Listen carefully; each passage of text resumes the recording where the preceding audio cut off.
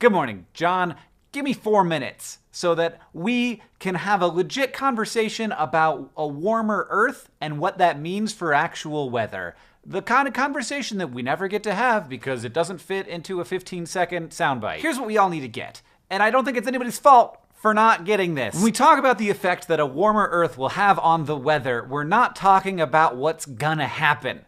We're talking about what's probably gonna happen. Or more properly, the probability of what will happen. We are never going to know how many big storms are going to hit the US in any given hurricane season. But we can take a look over the last 50 years and see how many major storms formed per year. And I'm doing that right now. I'm putting a dot for every year. Most of the years had 2 storms. Some of them had 5, some of them had 4, some of them had 0. That year with 7 storms there, that was 2005, the year that Hurricane Katrina hit New Orleans. All right, yeah, you see what happened here. There is a curve. This is a probability distribution, and it is always how we should be thinking about how a changing climate is affecting weather today, now, this year. Not the dots.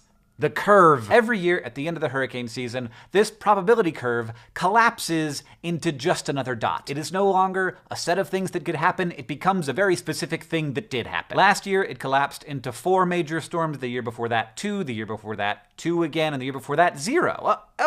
Do we have a trend happening here? No, this is not a trend. Every year the curve runs itself again, and it might collapse down to 0, or it might collapse out to 7. Like, look at the dots. Obviously, no one dot on this curve is important. And also the curve is saying that all of this stuff happens. Everything that's in here is well inside of the realm of normality. The number of serious storms from year to year can jump dramatically while being the effect of the same probability curve. A warmer planet doesn't take you from this to this because global energy in the system isn't the only important variable. It takes you from this to this. Something important is changing, and that's shifting the curve. When that new curve collapses into its reality dot, that might still be at 0. It's just less likely than it used to be. And years like 2005 will still be rare. They will just be less rare. And if there are more strong storms, there's a higher likelihood that they'll end up hitting in the worst places possible, as Harvey did, as Katrina did. Homes that used to be considered safe might now find it difficult to get insurance because no one understands probability curves like the people who work at insurance companies. And these probability curves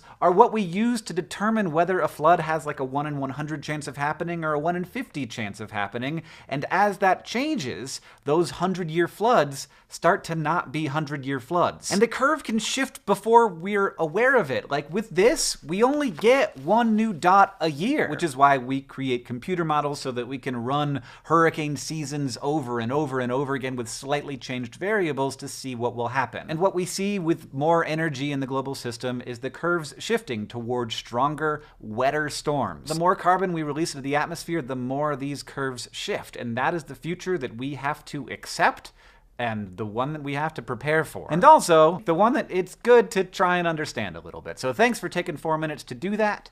John, I'll see you on Tuesday. That took substantially less than 4 minutes. I'm quite proud of myself. So here we are together in the Instagram. I have so much time. I'm going to Australia. See you at VidCon Australia people. This shirt is the new Giraffe Love shirt designed by Ming Doyle. I like it a lot. You can get it at dftba.com. What else should I talk about? We sold out a backpack, so this is mine. You can't have it. These are my favorite fidget toys because they're quiet. They make no noise. I can play with them while I'm on a phone call, and it is not as noisy as this. Everybody hated me, and now they don't anymore. Maybe there's a YouTube video I should make you go watch. Crash Course Film Production with Lily Gladstone. So good. And the recent series on Guns in America from Healthcare Triage. Really well done. Okay, bye.